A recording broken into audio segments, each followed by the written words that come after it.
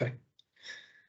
A resident from Macclesfield has written in to ask, in comparison with other areas of the country, Cheshire East roads are very potholed to the point of becoming dangerous to road users and damaging to vehicles. Is it possible to use developer contributions to increase them rather, to fund decent repairs going forward? And linked to that, Roy from Nantwich has been in touch to say that it appears out of touch to publicise two prestigious awards for the council's highways team, yet the lived experience of constituents is that roads are full of potholes with little or no maintenance or repair. Well, firstly, I should perhaps explain that developer contributions can't be used to fund routine road maintenance. They can be used to fund the construction of new roads or to improve junctions or, for example, various road safety schemes, but they can't be used to fund just routine maintenance. And I also need to perhaps explain that in order to fund these kinds of projects, the agreements must meet clear planning tests, and the mitigation proposed must be clearly linked to the proposed development itself, for example, an increase in traffic volumes. In answer to the second question, we are aware clearly that our roads do need more attention, but it's important to understand that the funding we receive from the Department of Transport towards road maintenance has been inadequate for a number of years now. For example, our allocation was cut by 21% in 2020-2021, and then this cut was baked in the following year as well.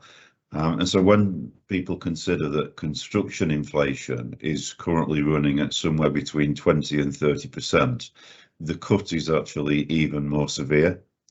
Now, we do understand that, of course, road repairs are a priority for many of our residents, and this is why we've taken the decision to invest an extra £90 million of funding over the next 3 years. That's £7 million this year and then £6 million in each of the next 2 years. But we are having to fund that work through council borrowing, which clearly in the long term just isn't sustainable. Plus we're playing catch up after more than a decade of underinvestment by the Department for Transport. We do have a proactive plan of road maintenance using this £7 million of investment, plus the £13 million that we do still receive from the DFT. But to put this in context, taken together, that £20 million is only going to fund and allow us to treat about 272 roads across the borough this year. Now, this includes level 2 patching, level 3 resurfacing and surface dressing, but we have 2,700 kilometres of road surface across Cheshire East. So you can see that at this level of investment, it is going to take some years to address the problem. Also on highways, Julie in Congleton has asked specifically about the roads near where she lives. So is Wagg Street, Waggs Road, Fall Hollow in Congleton still not going to be gritted this year? So in 2021, the council carried out a review of its assessment criteria to help determine which roads should be gritted. This is in line with national guidance, which requires that we focus on those roads where the risk is the highest. And the network is reassessed every year to take account of any changes in the local area, for example, new housing developments or new community facilities. And so I'm pleased to confirm that Wagg Street, Waggs Road and Fall Hollow are included in the gritting routes for 2022-23. I would add that where a handful of roads have had to be removed from the gritting network because they didn't meet the criteria, a number of our local town and parish councils have chosen to step in and fund the reintroduction of those roads to the programme. And I'm delighted that my own parish council in Alderley Edge has been one of these. And I think this is an excellent example of local town and parish councils representing their communities and stepping in to work in partnership with Cheshire East.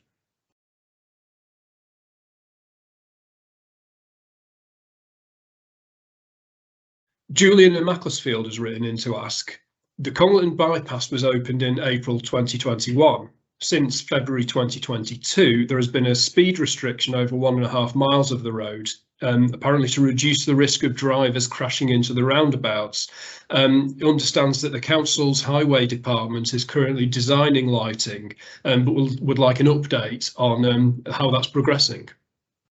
Well, I'd like to reassure residents that the road design does comply with all the relevant and actually quite exacting requirements, engineering requirements, that is, set out by the Department for Transport. Otherwise, the road simply wouldn't have been funded in the first place.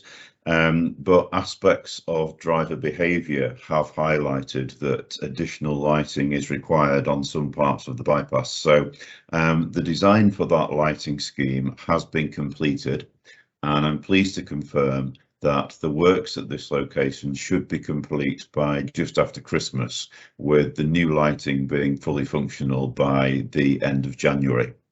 The team will then move to install lighting at the A34 roundabout, as well as at the Radnor roundabout.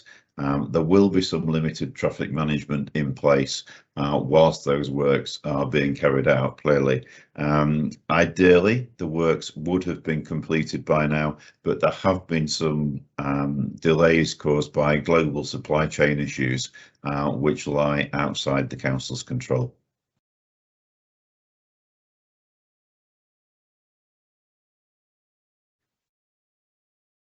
Anne in Macclesfield has written in to say, Cheshire is fortunate to have peatlands. As we now know and have learnt over the decades, peatland is an extremely important for the environment and of great value in fighting climate change. The council has a great opportunity to take a lead in protecting peatlands in the north of the country. Future generations will thank you for it. Well, thank you. I think here I need to define the terms that I'll be using. I'll use the term peat bog or moss as an area where sphagnum moss is growing and absorbing carbon. Sphagnum moss grows in wet conditions, and as it and other plants die, they submerge in the water and over a long time form peat. For an area where there is substantial deposits of peat, but there is not active sphagnum moss growing, I'll use the term degraded peatland. And when peat dries out, it emits carbon. Cheshire East Council recognises the importance of peatlands in terms of their potential to sequester carbon and also their potential to emit carbon. The peatlands of Cheshire East include both the upland deep peats within the Peak District National Park and its fringes and the lowland mosses. With this in mind, Cheshire East Council commissioned a baseline report from Cheshire Wildlife Trust on peatlands.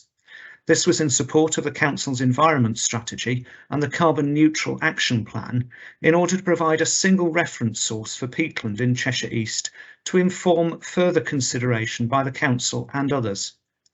The study, which was published in June 2021, identified 30 actively growing mosses in Cheshire East and found that a large proportion of Cheshire East's peatlands are in a degraded condition and therefore emit carbon. It said, there are approximately 3,603 hectares of deep peat across Cheshire East, representing around 0.5% of the national extent.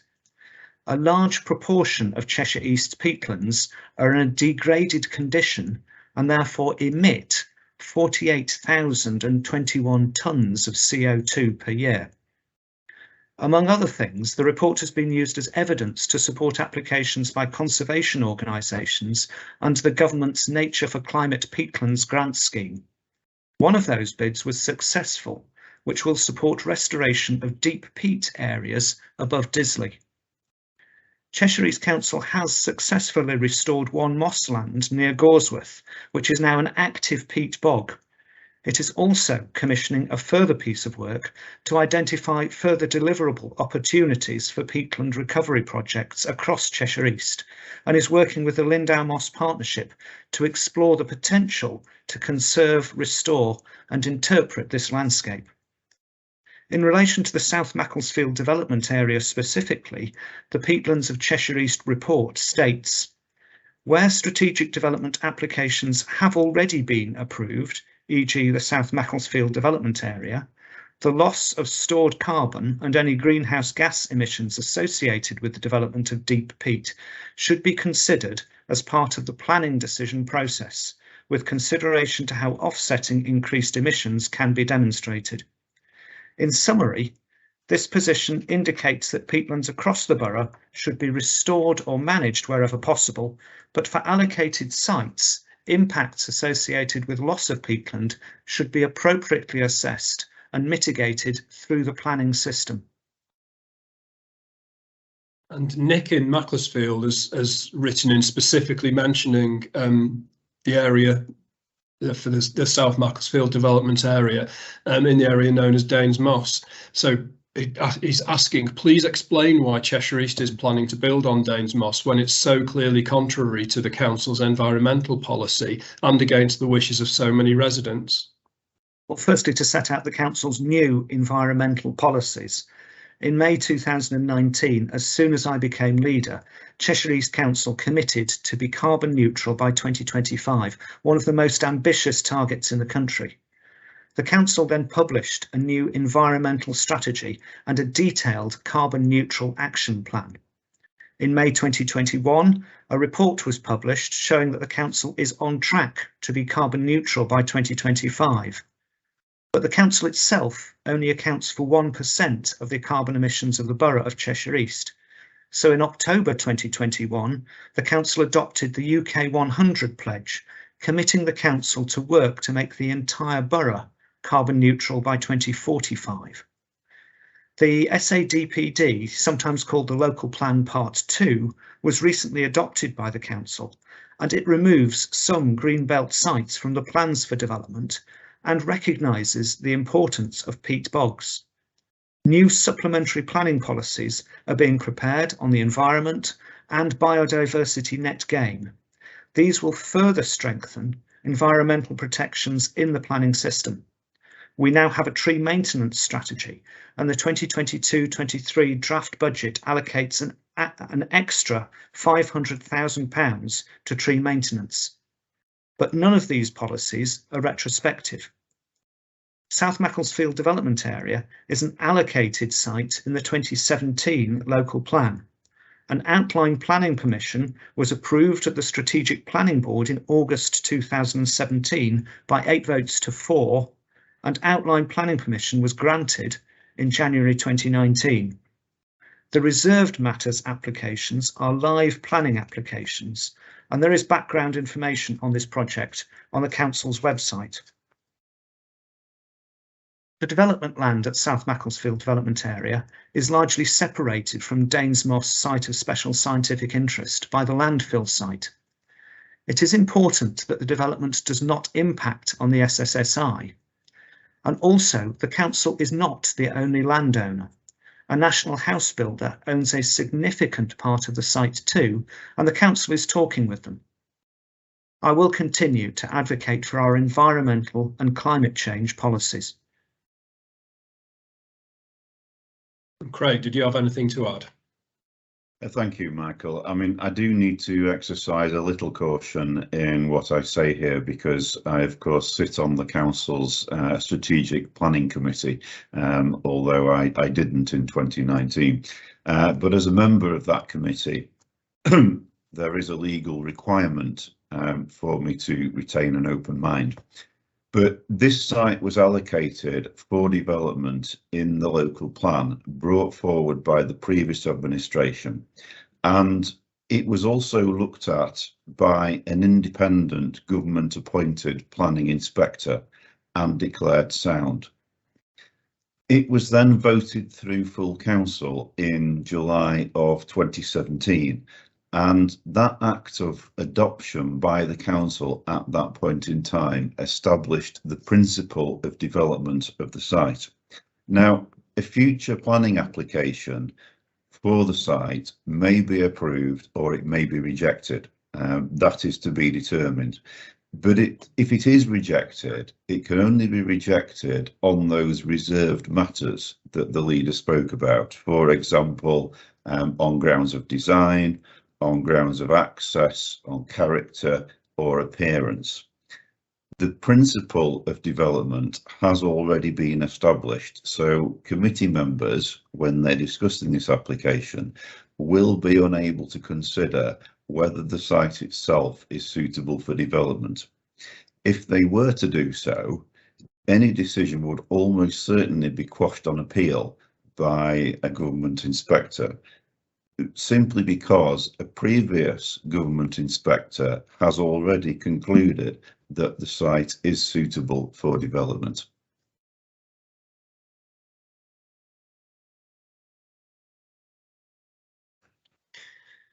A resident from Poynton has asked, what is Cheshire East Council doing to ensure transparency and instill confidence in the council by the residents of Cheshire East?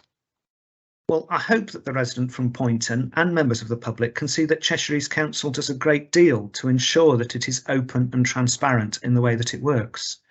We have a number of facilities for residents to have their say, this being one, including public speaking time at committee meetings and full council, and the publication of as much information as possible on the open data portal. There's a huge amount of information on that open data portal and via the Freedom of Information disclosure log. It's worth having a look at that.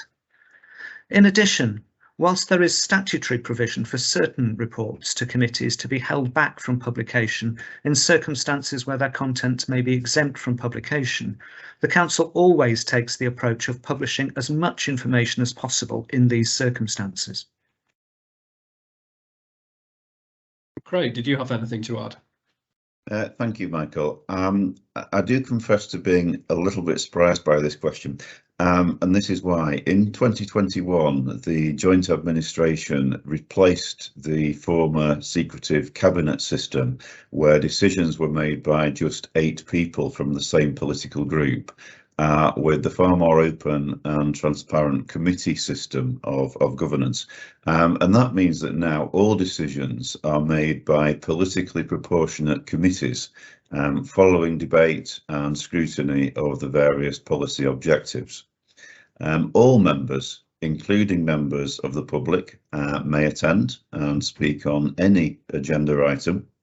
I accept they may not always agree with the decisions, but that doesn't mean those decisions aren't transparent. And we're actually doing a great deal to try and ensure that the council is more open and transparent than it used to be. There are a number of ways in which residents can find out what is going on, this very conversation being one of them, or of course have their say on policy decisions. For example, they can speak at committees or at full council. As the leader has said, they can view the council's web pages and find out about our openness, commitment to openness and transparency. But I also think individual councillors, irrespective of their political allegiance, whether they're administration or opposition members, have a responsibility to be ambassadors for this council and to help residents understand what the council is, and in some cases is not, able to do to help.